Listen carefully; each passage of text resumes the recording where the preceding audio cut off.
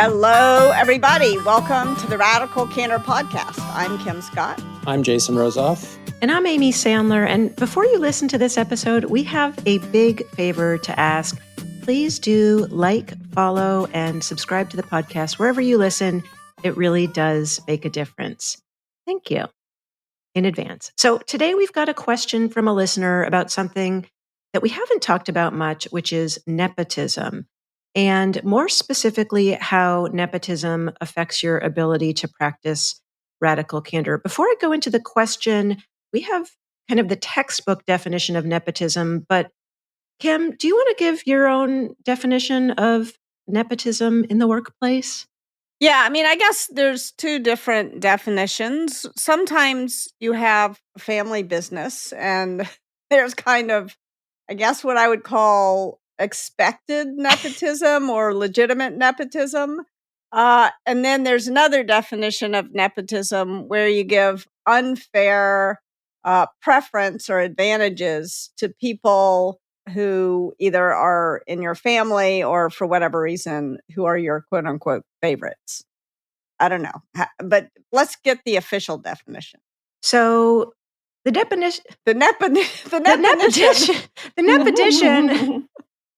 The definition of nepotism in the workplace is when someone in a position of power gives jobs, promotions, or other opportunities to friends or family members instead of based on merit. Nepotism can be harmful to a workplace culture and can lead to a number of negative consequences, which we'll talk about. But at a high level, this includes things like lowered morale, decreased productivity, damaged trust, increased turnover, and a whole host of other issues. And some of the ways in which nepotism shows up: overt job offers, more discreet forms of favoritism. Folks get selected for sort of top projects, preferred shifts, merit pay increases. And it's not illegal in the private sector. It is unethical and can have consequences that are destructive. And I think, to Kim, your point that obviously in a family business, sometimes by default or by definition, that is part of the program. Too much who is given, too much is asked in terms of responsibilities from that. And this is actually the situation that we're gonna see from our listeners. So they write, I recently heard Kim speak at an event. She said, "It's better to have a hole than an asshole." People Kim, love it when I say they really that. do. I'm going to go on a little bit to be clear about what they're referring to. So this is not an NSFW podcast. What if the asshole is unfireable, as in my case now, where the bully in question is a 20-something CEO son of a large privately owned company? They joined our division last year and since taking a wrecking ball to many respected professionals in the department, including some of the executives, by humiliating them publicly and berating people openly. This person continues to write, while I am not on the receiving end of the abuse, it hurts me to see other people being mistreated this way while everyone is silently standing by. I've tried to provide some feedback to this person directly at the risk of being fired, but nothing changed. What can I do in this situation? This is a hard situation. Yeah. So first of all, I want to extend my compassion to the person who's in this situation because, the next step is joint escalation, right? And or clean escalation. And that means going with this person to this person's father, I'm assuming, but I don't know if that was made, if the genders were made clear, but this person's parent. And that's real. That's why nepotism can be a problem, is because doing that is, in general, giving feedback to your boss is uncomfortable. Clean escalation to their boss is even more uncomfortable. And when that person's boss is also their parent, it can feel impossible. So it may not be possible to do what I'm going to recommend, but here are the things that I think one could do to prepare for this conversation. And we've talked about this before, but it's like how to speak truth to power without blowing up your career. The first thing I think to do is to document what's happening. Like just jot down quickly. And there's going to be an episode coming up with Susan Rigetti about how to document these kinds of things. Note down what's happening. You if you should not write it down on a work computer, you shouldn't write it down on a work program. So write it down on some kind of private device, whether it's a notebook with a pencil and a piece of paper, your own personal computer or personal phone.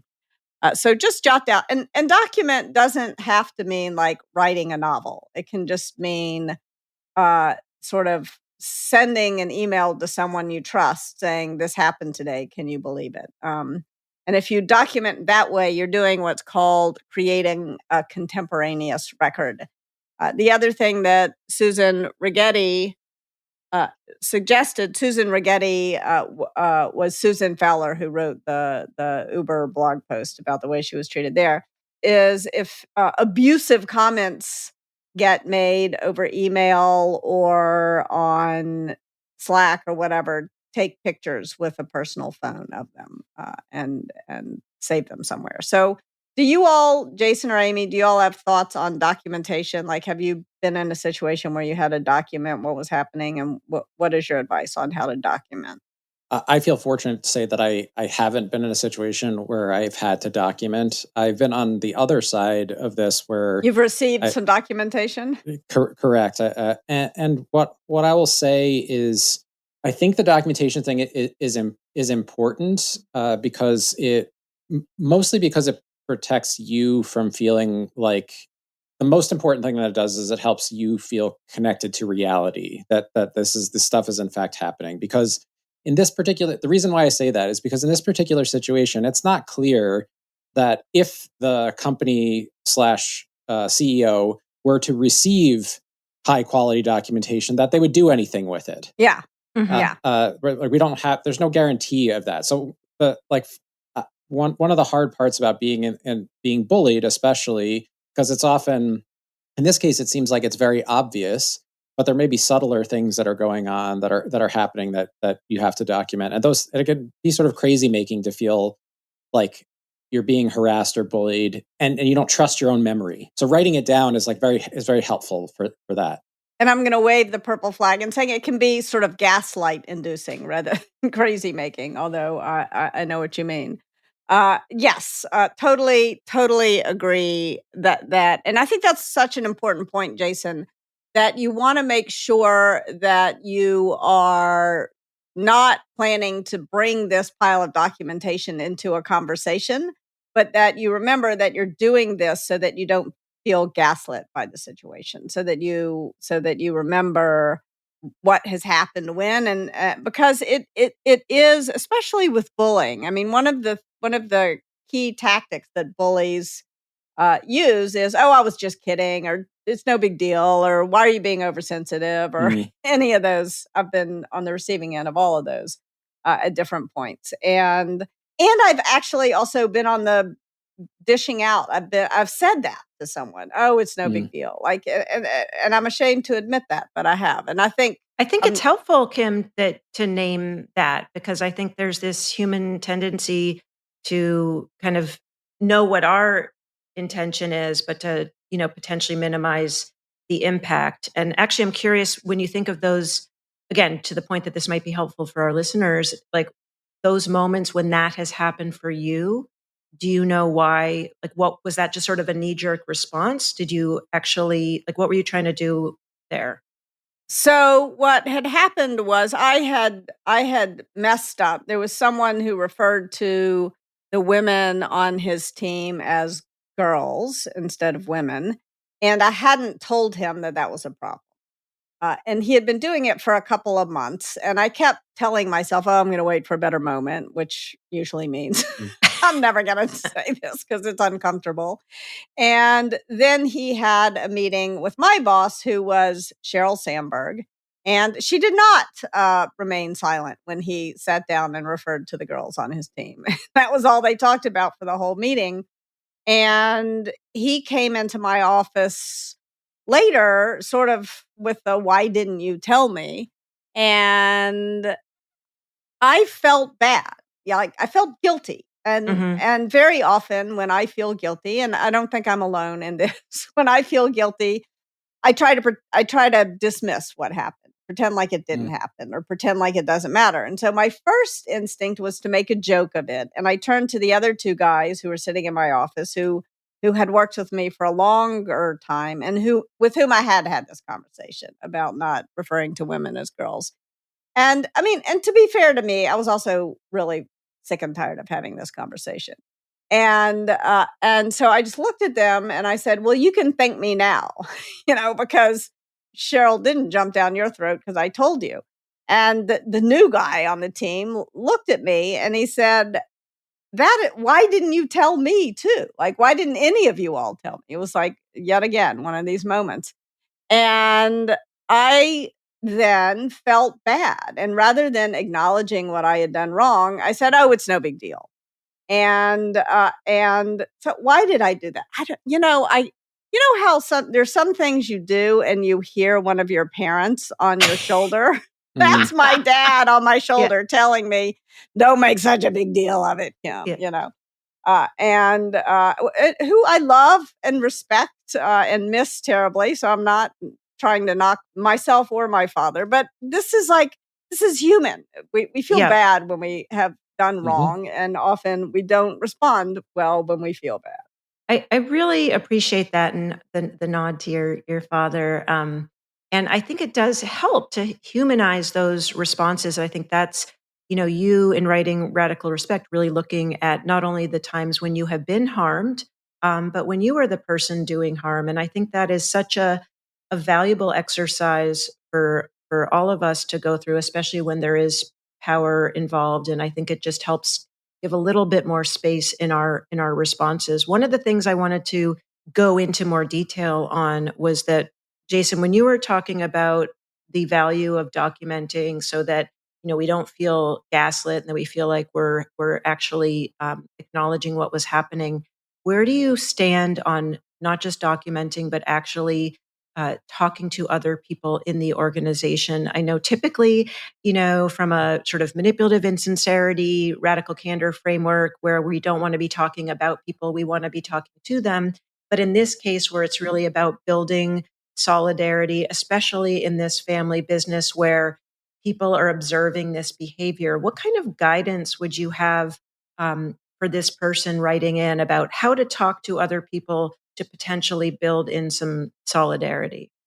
So great question. One point of clarification. I don't think we know for sure that this is a family business. Like, we don't know that it was handed down from generation to generation. What we do know is that the CEO decided to bring their child to hire their son. So as you were asking this question, there's a couple of things coming to mind.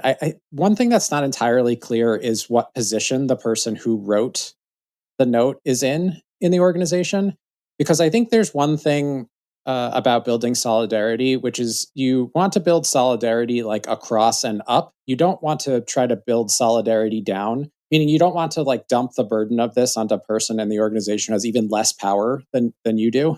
Because one, they're unlikely to be able to help you. Although, maybe at a personal level, if your goal is to try to resolve the issue, they're unlikely to be a point of leverage for you to resolve the issue. And two, I think it could have the appearance of sort of backstabbing, right? Like where you're trying to undermine this person by talking to people sort of further down the hierarchy of the organization, even than you. So that's one thing that occurred to me that I think people mostly have the instinct to do that, to like find a peer or a manager, someone that they trust in the organization to build solidarity with. But I wanted to name that because I think it can get tricky. Personally, I think, especially given that this person the person who wrote the note to us shared that they tried to deliver some feedback and they failed. The thing that I would be looking for if I was them is like, who's someone who seems to have a reasonably good relationship? It sounds like this person is like a bull in a china shop, is like smashing everything in sight. But there's got to be someone who seems to be able to get through to them from time to time, right? Maybe they're not friends, And I would ask that person, and instead of sharing exactly what's going on, I would ask that person for some advice to say, like, hey, it seems like you can get through to so and so occasionally. I have some feedback that I've been meaning to deliver. Like, is there any guidance that you can share with me about, what has worked? And if that person doesn't exist, then I think you do need to talk to your boss, like whoever that is, and say, I tried to resolve this on my own. I was unsuccessful, and this is affecting me. It's affecting other people on the team. I think we need to raise this issue. I'd like your help doing that. Part of being a boss is to help cleanly escalate issues like that are complex like this. And so I think it's a perfectly fine ask of your manager. My assumption from reading this, but maybe I didn't read it very carefully, is that the CEO's son is this person's boss. But maybe I'm wrong.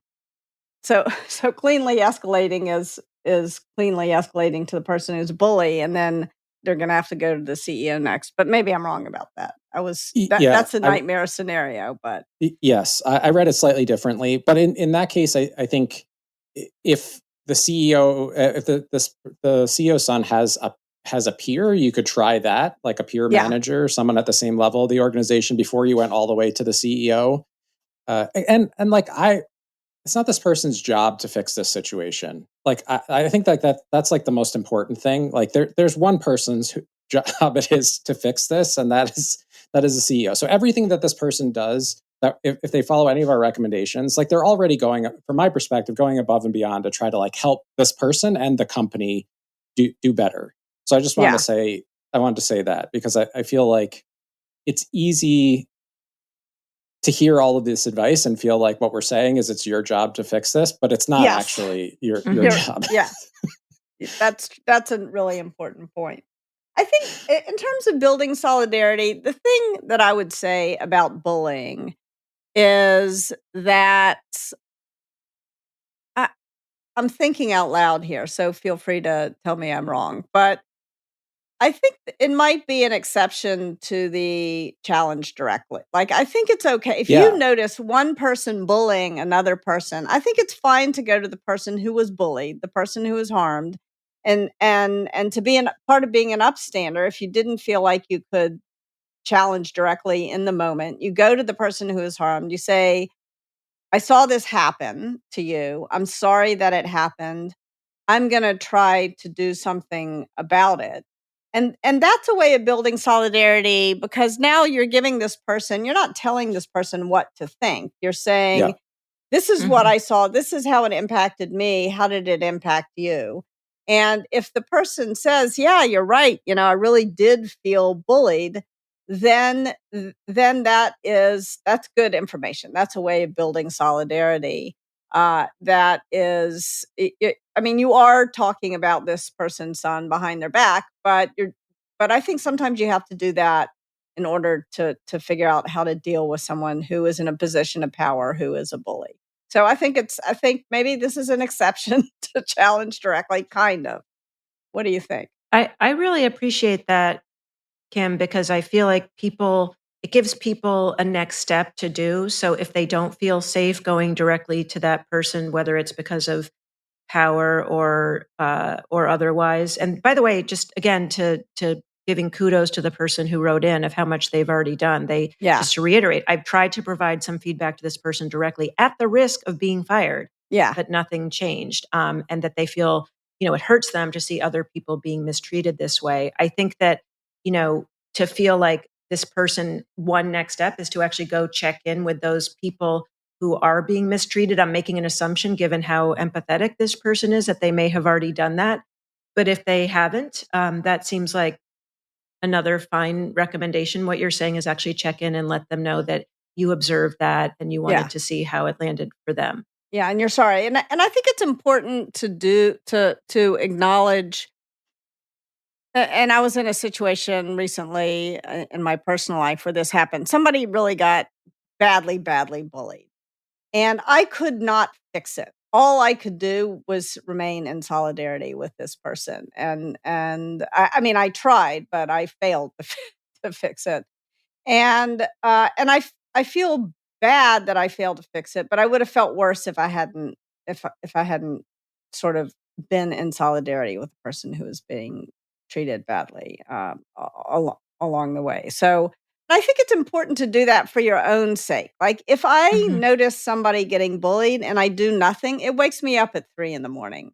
And so both for their sake, but also for my own sake, it's important to do something. So that's part of why building solidarity. So you're documenting so that you don't feel gaslit. Maybe also as you document, you try to have some inkling of compassion, even for the bully, because sometimes bullies don't realize what they're doing. Then you're building solidarity. You're talking to the people who are harmed and showing them that you noticed what happened and that you care. And then the third thing I think to do is to locate the exit nearest you. Like make sure that you know what your best alternative to a negotiated agreement is before you go into another conversation where you're gonna escalate cleanly. And so it's because it's so easy in a situation like this where bullying is happening to feel trapped. And when you feel trapped, you give the bully a lot more power. And so I think it's important to know if, how hard would it be for you to get another job? If you did just walk away, do you have savings or somebody's couch you can sleep on? Like, what would you do if you did get fired? And that will help you. That will help guide the direct conversation that I'm going to recommend having next. Does that make sense? It does. It's a real plot twist. I'm like on the edge of my seat for the Can conversation. I? Yes, Brandy. So I'm just thinking of like, there are people who could never leave, who would not have any options. And that's where the silence starts happening. I'm just Yes. thinking of like my mom when I was growing up, like she couldn't leave that job. Um, what do those people do?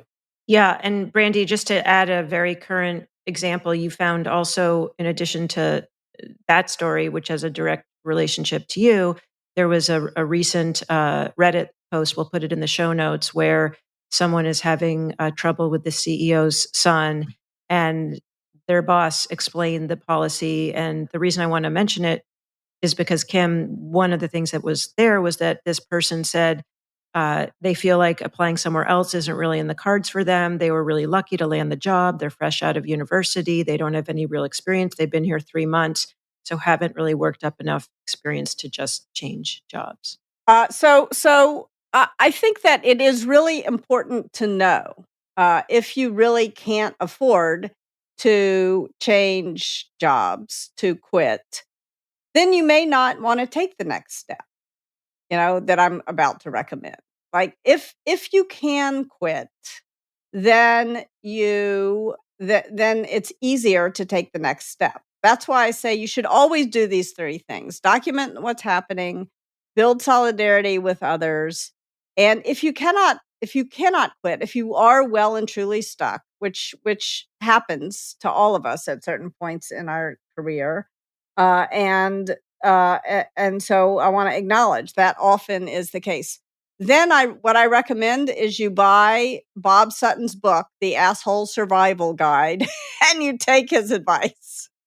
Because I think it's also important to recognize that having a bully at work can be very damaging to your mental and physical health. And so you want to figure out how you're going to protect if you have to stay, how you're going to stay and be protected. Is there one tip from Bob Sutton's book that especially leaps out at you, Kim? I think that one of the most important things that he will say is go back to that building solidarity, like being able to talk to other people who are noticing the same thing and either, laugh or cry with them, depending on what the situation is really important. Having someone who you do trust at work can help you feel, less despondent at work. I think that was some of but he also, continue documenting so that you recognize there's also yes, this person is doing this thing to me and it's terrible. Like recognizing that sometimes we are the victim of something and that it's not our fault. I think is really important. Like in In Down Girl, Kate Mann talks about the importance of being able to do that, to acknowledge when you are stuck in a situation and you're being you're being bullied, you're being treated terribly. You need to recognize that this is a bad thing that's happened. And the problem is that other person is bad. Not you don't want to internalize the badness. Mm-hmm. Does that make sense? Yeah. Yeah. Brandy, did that address your question? It's not satisfactory answer. I want to acknowledge that. No, me yes. either. I just want to make sure. I feel sometimes we over simplify things, and I'm just thinking of people I know from like lower middle class communities that there's not another option. You're a single mom with kids and you need the insurance and you have bad credit, and there's nothing you can do. So yeah, I think you're right about that. And I think it's also true that people do often feel more stuck than they actually are. So yes, sometimes and more often probably than we need to right. talk more But about when what you're to do. flying that low to the ground, it just takes one eviction, it just takes one thing to make it so hard for you to ever get back up. Yes. So I just want to acknowledge that. Yes, absolutely. And if you can get another job, it's especially important, I think, given how dependent you are on an income. I think part of what Kim is saying is that sometimes the knowledge or fear that we're sort of one bad thing away from disaster causes us not to examine what's possible. Like we're so afraid that we don't even try. Like, you know what I'm saying? We lose the will to try to figure out if there is another way. This is definitely like not blame. I'm not blaming the victim here. I'm just calling out that part of being sort of oppressed in some way or another is that you lose the hope for like some good outcome. And part of what Kim is saying is like, it's sort of an act of self-compassion, like a revolutionary act of self-compassion to like at least explore what the options might be, because you're pushing back against the sort of the weight of that whatever, whether it's economic or racial or whatever it is, like you're pushing back against that oppression to say, maybe a positive change is possible. And if you look at that with open eyes, like you might find that there is a path for you, but you also might find that there isn't. And I think what Kim is saying is like, if that is your assessment, then you should be very careful about taking further steps to try to address the issue and instead focus on trying to protect your well-being. And I think there's also times when you are so flat out busy, like maybe you have 2 or 3 jobs, and you just don't have time to look for another job. And that happened. And the last thing I would want is for someone listening to this to feel guilty that they don't have that extra time. Like sometimes you're flat out and you don't have time, so then protect yourself. Yeah. Yep. I really appreciate you bringing this in, Brandy. I think it's so important, and it's reminding me. I can't remember which episode we talked about this. Maybe you'll be able to remember this one. But we were talking about the value of actually that it's hard for people to ask for help sometimes, and that people would really want to help. Jason, I remember you were sharing about you didn't know that somebody needed help, and if they had asked, you would have been happy. It was like, oh, I don't have a couch. But it's like you actually there could be couches that you're not aware of. And so I think it just, to me, it's almost like another part of the building solidarity is just checking that value of checking in with people and how are you doing, and knowing that other people are observing it. Again, you may very intentionally choose to stay in that job because it's your best economic decision, and maybe it becomes a little bit better knowing that your peers have got your back and they're thinking of you, and there could be a support network that's there. So again, just encouraging those who are there so that it's not also just on the shoulders of our listener writing in, but for other people to broaden the upstanding and support. Yes, and I will say some of the best work friendships I've made have been under those circumstances, because everybody is feeling it's like, friends you make in a war. Yeah. And you'll always have that. It does make it more tolerable. Yeah. And sometimes somebody you say, "Oh, I noticed this thing happened," and this person will say, "Yep, I'm there's so and so is hiring. I'm going to go there. Do you want to come too?" Like that's another. There's some building solidarity. There are very practical benefits to building solidarity. I mean, the time in my career when I felt more trapped than I was, I was living in what was then the Soviet Union. And so I was very far from home. I was dramatically underpaid. I was sexually assaulted twice at work. And it never occurred to me that I could have gotten another job there. I just felt stuck. And when I did wind up finally getting another job as just because somebody noticed what was happening and came to me and said, "Here's what go." So I was very lucky that happened. Several other people came to me and said, "Why didn't you ask? Like, why didn't you ask?" And so I just share that because sometimes if you ask around, you'll find. And asking is not begging. Asking is soliciting an investment in your future because you are worth it. So ask with from a position of I deserve this, not I need help. So that's part of building solidarity.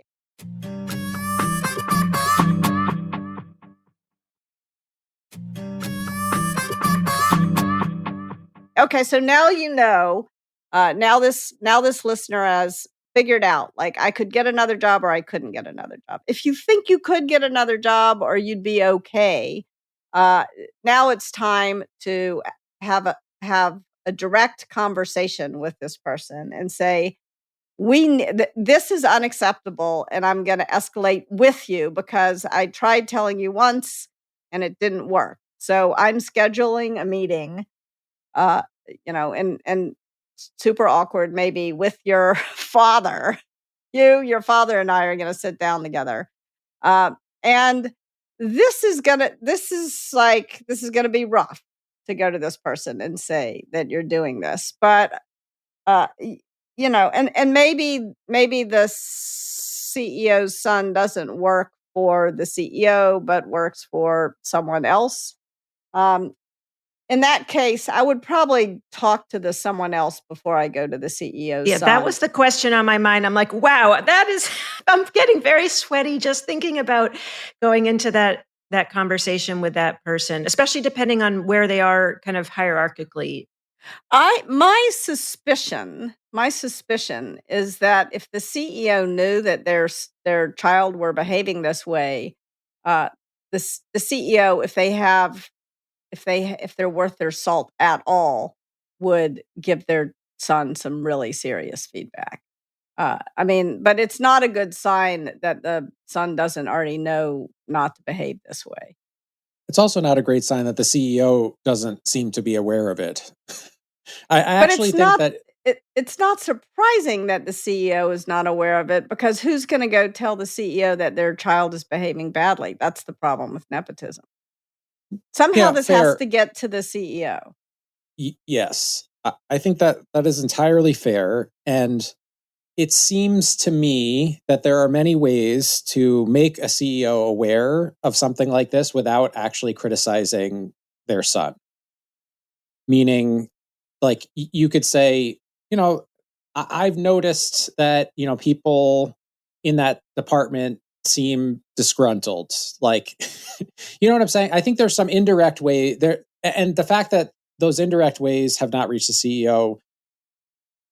Anyway, it indicates to me that yes, as much as it's hard to address the the source of the nepotism, I feel like if a leader is paying attention to what's going on in their organization, there are probably signs that something is amiss with the team that their son is managing.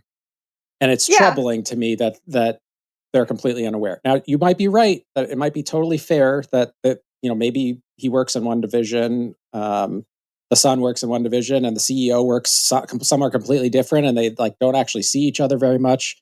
They don't report. There's no reporting relationship, and so therefore there's just no visibility. It's possible, but I have my doubts. I don't know. I mean, it's so hard to think that your child would behave this badly. I'm not. It's just so hard. And so I mean, maybe I'm extending too much parental compassion to the CEO, but it's impossible to believe that your child would behave this badly if this is, so, and there are But you're times. assuming. I'm not trying to throw anybody under the bus here, but you're assuming that the CEO thinks this is bad behavior.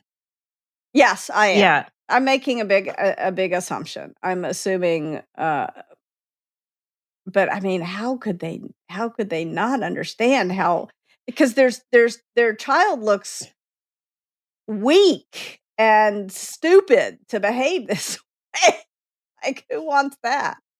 Well, I'm so curious. I mean, based on that assumption, that's sort of one option. But Jason, when you were talking about there's other ways to get this information to the CEO. So I'm curious, like option A, CEO thinks this is a fine way to behave and culturally to berate executives in public. But let's go with this person doesn't know, and this is antithetical to their culture. What are some specific tactics, these sort of more indirect ways that you feel like the information could get to the CEO if you're this person writing in?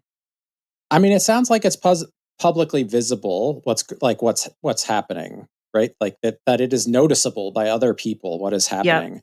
I feel like I have been in a situation where I attend, let's say, a cross-functional meeting or something like that. And I'm sitting there and I'm like, what is going on in here? And I notice that it's a bunch of people on Kim's team, for example, that seem really pissed about you know what I'm saying? They seem upset about what's going on. And maybe I feel like it'd be hard for me to approach Kim for some reason. Or maybe I report directly to the CEO and I would say like, hey, I was in this meeting and I know there's like some kind of tension going on this team. I don't know exactly what it is, but something's cooking over there. Like, Yeah. are you aware of anything that's going on? Like I would check it. Like if I were in a position to actually like talk to the CEO, I think there are a couple of ways to start to raise it, because part of what I would want to know is like, how is this person, like, are they aware? You know what I'm saying? Like, I want a little bit of intel before I go dragging the son into a clean escalation meeting. Which situation I'm walking into? Am I walking into that's exactly what I've been telling him to do because I think this team has been underperforming and we got to shake that. You know what I'm saying? Like, Yeah. You want to solicit a little feedback before you drop this bomb. So you would, so let me make sure I understand. So the advice is to go to the CEO and say, I've noticed there's some tension on this meeting. Have you noticed it? Yeah, exactly. Like I'm curious. Like a first step might be to be curious about it. I don't know if this person has access to the CEO. Again, could be a huge company. Just because it's privately held doesn't mean it's small. And so this might not be possible. But the same thing, if that's the case, it might be true that the escalation wouldn't go directly to the CEO anyway, that this person the CEO's son might have a boss that's not the CEO.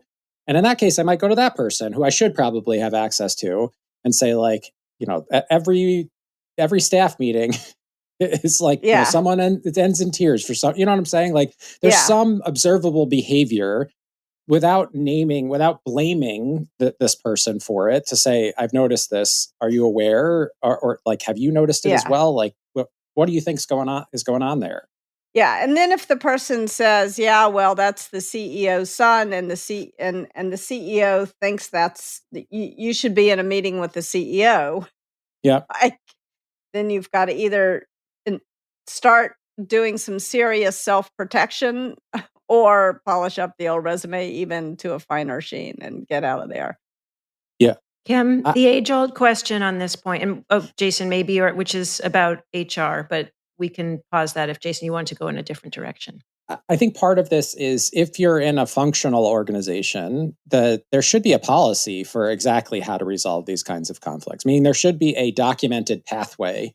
Yeah. Like Kim's advice is really good when either the documented pathway has failed or there is no documented pathway. But in theory, bullying should be against the code of conduct in your organization. Yeah. And if bullying is occurring, there should be some pathway that HR has laid out to help resolve those kinds of conflicts. But But my advice before you go to HR, because I think one of the mistakes that people make is they over delegate to HR. So if you notice the behavior, I would figure out, am I going to talk to the CEO's son's boss? Am I going to talk to the CEO? Am I going to talk to the CEO's son again? Those are kind of your choices of direct conversations to have. I would, in theory, what I think would work best is to go to the CEO's son again and say, look, I've noticed this behavior the following 5 times, like this kind of bullying behavior. I think it's hurting your ability to be effective, and it's hurting people who I care about. I've talked to you about it once. It didn't change. I've got to escalate in some way. What would you like me to do? Do you want to, do you want to go to your boss together? Do you want to go to the CEO together? Do you want to go to HR together?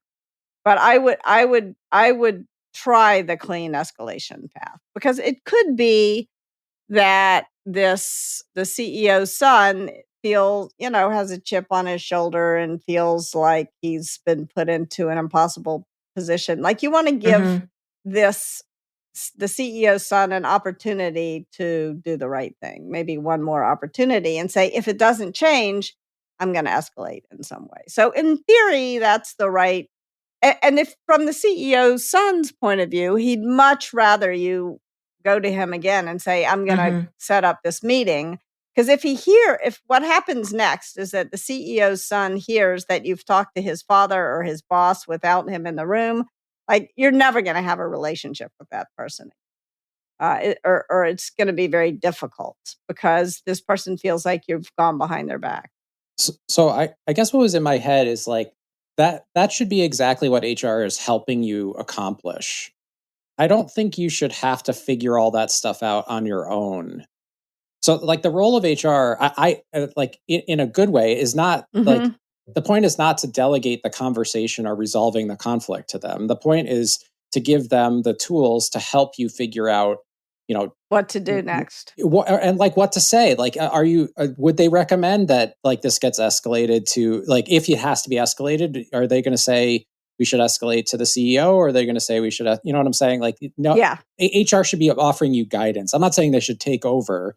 A part of the problem is that because many workplace policies don't address bullying effectively, you don't even know that you can go to HR to get guidance. Like, you don't, you know what I'm saying? Like, you don't know what the process would be or what they would recommend. And many people have had the experience of, you go to HR and they say, we're going to launch an investigation, and they basically get like cut out of the whole process in a weird way. And it feels like it becomes an inevitability that you have no relationship with that person ever again. Yes. And that certainly is what happened to Susan Rigetti at Uber, for example. Yep. And yet she said it's important to report to HR, because that's how you know what's going on. Like, is this a systemic problem, or is this a one person problem? And unfortunately, she learned it was a systemic problem there, not just a one person. So I think that the question is, are we recommending to this person that they go directly to the CEO's son again and sort of say the next step is clean escalation, or are we saying go to HR? So, and I think there's no absolute rule there, but that's a decision to make. Are you going to try going to this person directly again, or are you going to try doing something else? And I think that in my mind, the question I would be asking myself to help me discern like which of those options is better is, do you think that going to HR it means that you will completely lose control over what happens next? Because if that is your belief, then I would strongly consider going to the person directly, because that means going to HR is an option of last resort. So in general, I say it's better to have a direct conversation. And if that goes badly, then go to HR. That's my generic recommendation.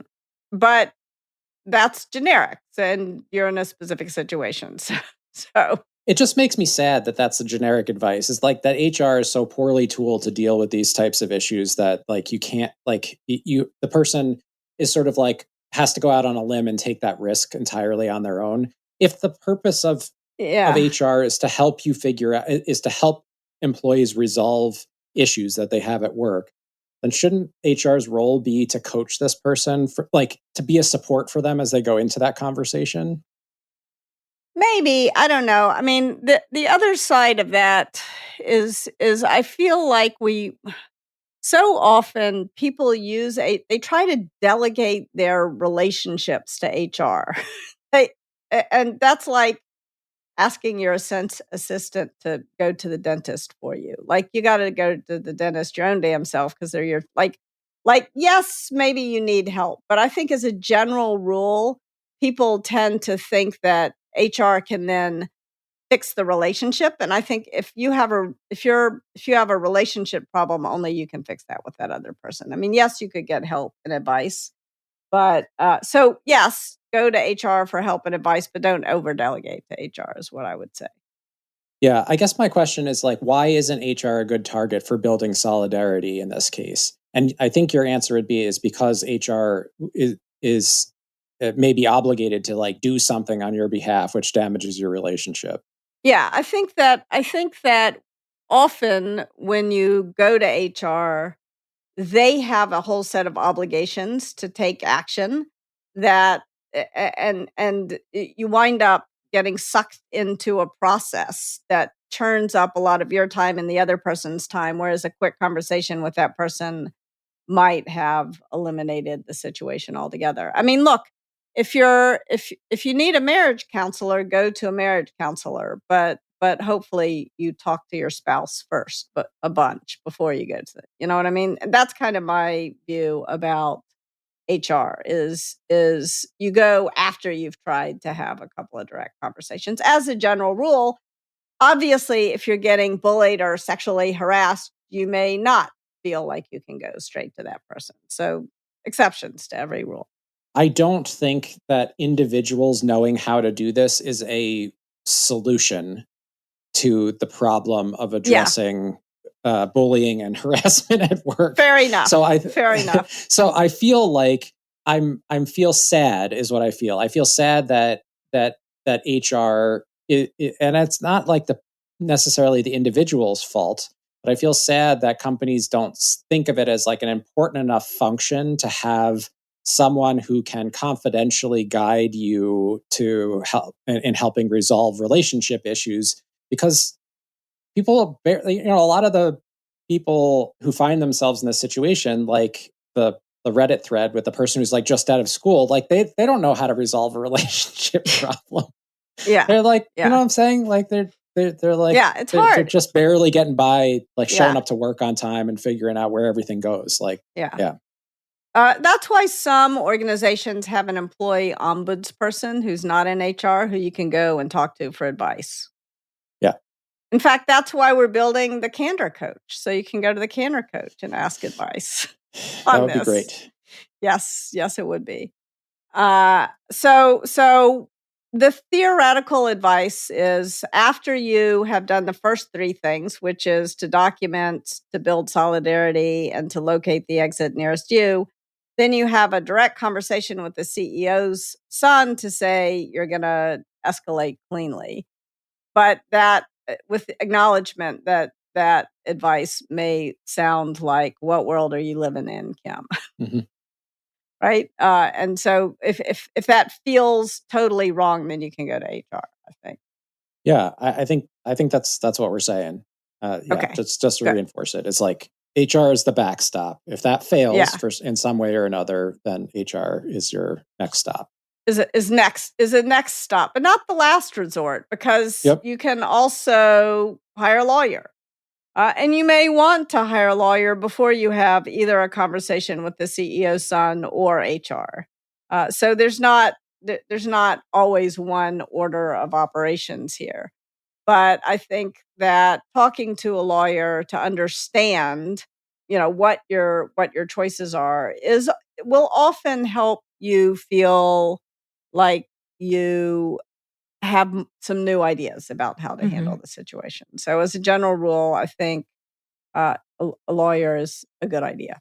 I just want to name before we wrap, just to Jason's previous point about, someone new in a role or not having the knowledge, just naming that there's a lot we're putting on the individual here as an upstander to correct for an unjust system in terms of this issue, right? Like we're also saying, you as an upstander, it may be helpful for you to have a lawyer for your own support, but this person is already having to do a lot of emotional labor, a lot of financial labor potentially. So I just want to just name that. Yes, that's all true. I think that is why so often the advice given is, oh, just ignore it. Yeah. But I think if you ignore it, then the behavior escalates and gets worse. If you ignore it, at least when I have been in situations where I've ignored it, like it had a physical and emotional, it took a physical and emotional toll on me to ignore it. Like you can't really ignore it. I think it's not realistic advice. Right. I'm not saying to ignore it. I'm just saying like the cost is falling on the people that it, yes, like on the upstander and the person being harmed. I will say one tactical thing is if the company is big enough, they may have an EAP, an employee assistance program, and EAPs often will connect you to lawyers. So they'll have a way to connect you to a and often at low or no cost. Now that may not be if you have the means to hire a great lawyer. Yes, I've never heard of a company who will pay for your lawyer to sue the company. They won't pay for you to sue the company. So like basically it's like very low level advice. The EAP is run by another, it's not run by the company. So EAP is like a thing that the company pays for. And what the program does is it's sort of like a hotline that can connect you to other resources. That's the way to think about it. Okay. And in many cases, they will they do have like employment lawyer type resources and stuff like that. So it's not actually the company's doesn't pay for the lawyer. You wind up paying for it, but it's often at a reduced cost. I think I would find my own lawyer myself, but maybe that's paranoid. I don't think it's paranoid. I'm just calling it out as like another pathway to explore. But I think, remember that you don't have to necessarily pay a lawyer to talk to a lawyer. Like you can say, many this will is talk happening. to you for free, especially employment lawyers. Yep. Yes. Because if you do wind up suing, they get paid if they win. What do you call that? There's a word for it. Contingency. Contingency. Yes. That's what it is. I wanted to say on spec, but that's what builders do. Yes. I will build this house. Yes. Now it's time for our radical candor checklist so you can start putting radical candor into practice. Tip number 1, if you're the one being bullied, document things as soon as they're happening on your personal device, in a notebook, wherever you prefer, so you don't feel gaslit. And if you're the upstander, the conversation that we've just been having, your ability to document bad behavior can be an invaluable service to people harmed by bullying, whether because they want to report an episode and having that third-party evidence helps, or simply because it's comforting to get a reality check that what happened to them was wrong. You as an upstander can take notes about what's happening during an incident in a way that the person harmed can't, and it can also help you not feel gaslit as well. Tip number 2, build solidarity and find others in the organization who share your concerns. A collective voice can be more powerful than a single one, and it can also provide a support system for those who are affected by bullying. If the situation doesn't improve, assess your personal and professional boundaries. It's important to work in an environment where you feel respected and valued. If the culture remains toxic, you might need to consider whether this is the right place for you in the long term, but you definitely need a friend in the short term to help you endure it. So chat with others, build solidarity, and part of that is being an upstander, actually. Tip number 3, if you feel comfortable, cleanly escalate the situation to having a 3-way conversation with the bullying son and the CEO or the bullying son's boss. If you can, it's best to have direct conversations instead of over delegating to HR. But if these steps fail, like if you try to do the clean escalation and it doesn't work out, HR can be your next stop. For more tips, check out our YouTube channel, where you can not only listen to this podcast, but also watch dozens of other Radical Candor videos. Show notes for this episode are at radicalcandor.com/podcast. Praise in public, criticize in private. So if you like what you hear, please do rate and review us wherever you're listening to your podcasts. And if you've got criticism, please email it to us, podcast@radicalcandor.com. We read and appreciate everyone. Bye for now. Take care, everybody. Bye-bye.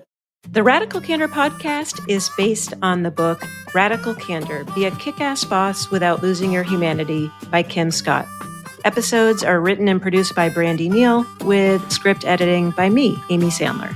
The show features Radical Candor co-founders Kim Scott and Jason Rosoff and is hosted by me, still Amy Sandler. Nick Carissimi is our audio engineer.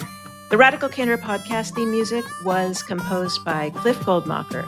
Follow us on LinkedIn, Radical Candor the company, and visit us at radicalcandor.com.